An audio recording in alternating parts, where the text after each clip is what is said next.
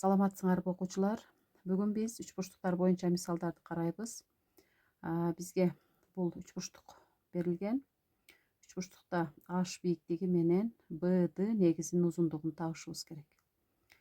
Эми аны табуу үчүн биринчи мына ичи боелгон үч бурчтуктун бардык жактары белгилүү экен. Ушуну колдонуп үч бурчтуктун аянты менен H'ты таап алсак болот экен.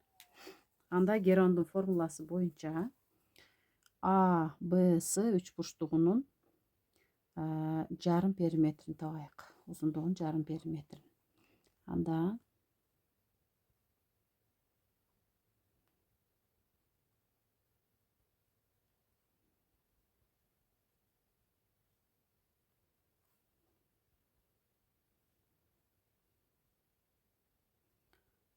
жетимиш эки. Демек А, Б, С үч бурчтугунун жарым периметри 36-га барабар.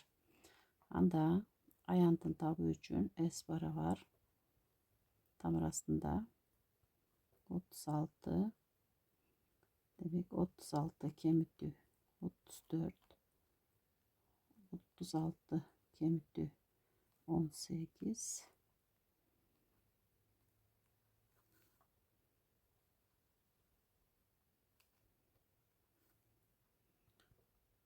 Барабар тамыр астында 36 көбөйтүү 36-нан 4 кемитсек 2 көбөйтүү 36-нан 18 көбөйтүү 16. Мында 36-нан 6 чыгат. 2 менен 18-ди көбөйтсөк 36. Мындан да 6 чыгат. 16-нан 4 барабар 36. 36-ны 4-кө көбөйтсөк 144. Демек үч бурчтуктун аянты 144-кө барабар экен.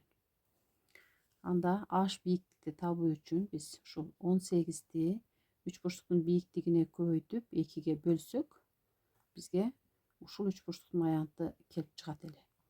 Бизде аянт бизге белгилүү 144-кө барабар. Анда ушул боюнча H'ты табайык. S A, B, S үч бурчтугунун аянтын H боюнча бийиктик боюнча таба турган болсок, анда 18 көбөйтүү H бөлүү 2 барабар S A, B, S үч бурчтуктун аянтында бул жерде биз таптык 144-кө барабар. Барабардын эки жагын 2-ге көбөйтүп жиберсек 18 көбөйтүү H барабар 144 көбөйтүү 2. Мындан H барабар 288 18-ге бөлө турган болсок 16-га барабар экен. Демек бийиктигибиз 16-га барабар. H 16 болсо, бул жак 20 болсо мына үч бурчтукта. Демек X'ты табуу үчүн Пифагордун теоремасын колдонсок болот. Демек BDS үч бурчтугунан BD'ны табуу үчүн BD'нин квадраты барабар 20-нын квадраты кемитүү H квадрат. Мындан BD'нин квадраты барабар 20-нын квадраты, H'ыбыз бизге 16-га барабар 16-нын квадраты. Мында BD барабар тамыр астында 20 кемитүү 16, 20 кошулган 16. Мындан BD барабар 20-дан 16-ны кемитсек 4, 4-төн 2 көбөйтүү 20-га 16-ны кошсок 36, 36-нан 6 чыгат барабар 12. Демек биз издеген жооп 12-ге барабар. Эми ушул мисалды азыр бул жагы 20 болду, бул жагы 16 болгондо, бул жагын 12 экендигин биз Пифагордун дагы бир үч бурчтугунан тапсак болот эле. Пифагордо үч бурчтуктун бир жагы 3 болсо, бир жагы 4 болсо, бир жагы 5 болот.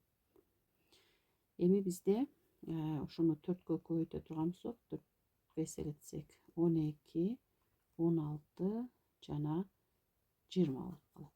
Бизде 16 белгилүү эле, 20 белгилүү эле. Демек x барабар 12 экендигин таап койсок болот эле. Бирок Пифагордун теоремасын колдонуп дагы табайык деп экинчи жол менен да карадык. Экинчи эсепте АБС үч бурчтугу берилген. Мында АБ жагы 10-го барабар, БС жагы 6-га барабар болсо, АБС үч бурчтугунун периметри менен 19-ду салыштырышыбыз керек.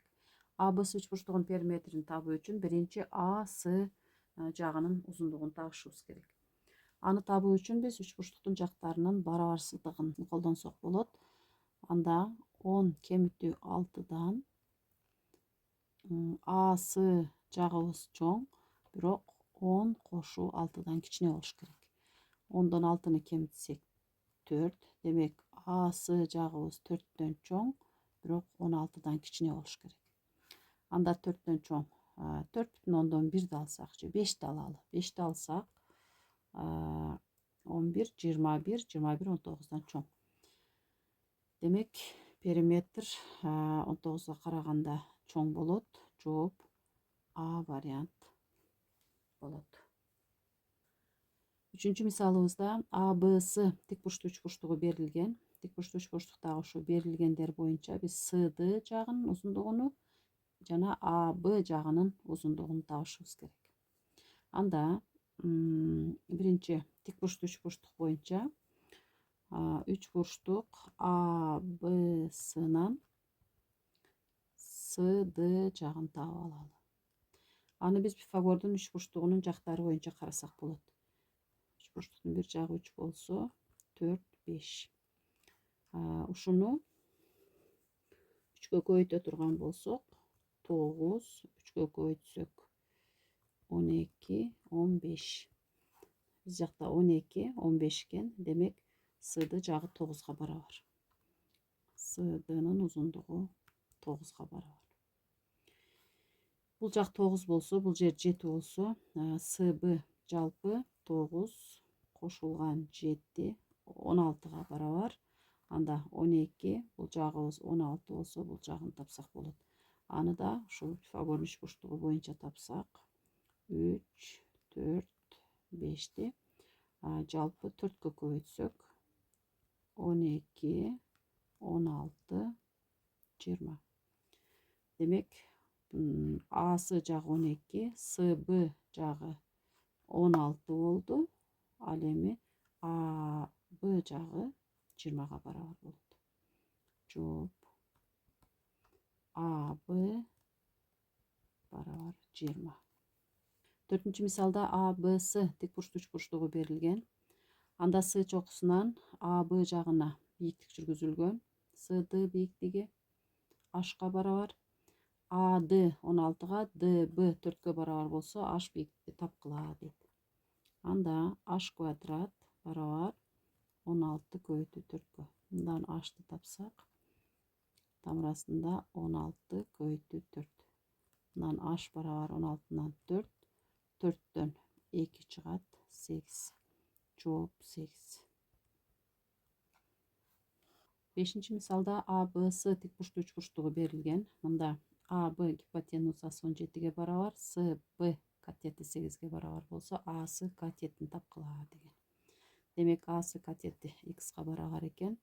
Мындан X квадрат барабар 17-нин квадраты кемитүү 8-нин квадраты. X барабар тамырасында 17 кемитүү 8, 17 кошуу 8. Мындан X барабар 17-нен 8-ди кемитсек 9 көбөйтүү 17-ге 8-ди 25. Мындан X барабар 9-дан 3, 25-тен 5 чыгат, жооп 15. Демек АС жагы 15-ге барабар.